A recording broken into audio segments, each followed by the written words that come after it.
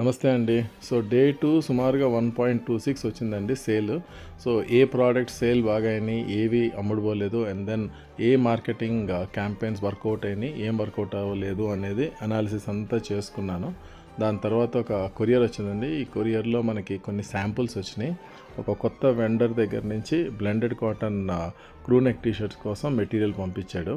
So this is 180 GSM. 180 GSMలో swatches కూడా పంపించారు. సో చాలా ఇంట్రెస్టింగ్ కలర్స్ ఉన్నాయి. మీరు ఇక్కడ చూస్తే ఆల్ దోస్ కలర్స్ అవన్నీ ఉన్నాయి. మీరు అబ్జర్వ్ చేస్తే వెరీ డిఫరెంట్ కలర్స్ ఉన్నాయి. సో వీటిలో అయితే చాలా లైట్ కలర్స్, మనం ఇంగ్లీష్ కలర్స్ అంటాం కదా, సో ఆ కలర్స్ అన్నీ ఉన్నాయి. ఇంట్రెస్టింగ్ ఉంది.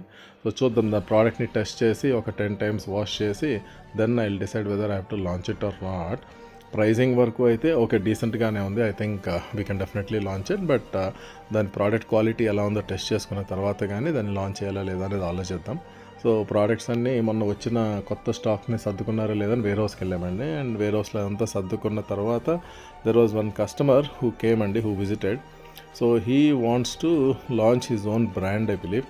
సో అందుకోసం అంటే ఎంత ఎంఓక్యూ అంటే మినిమం ఆర్డర్ క్వాంటిటీ ఏం తీసుకోవాలి, ఎలా తీసుకోవాలి అన్నీ అడగటానికి వచ్చారు.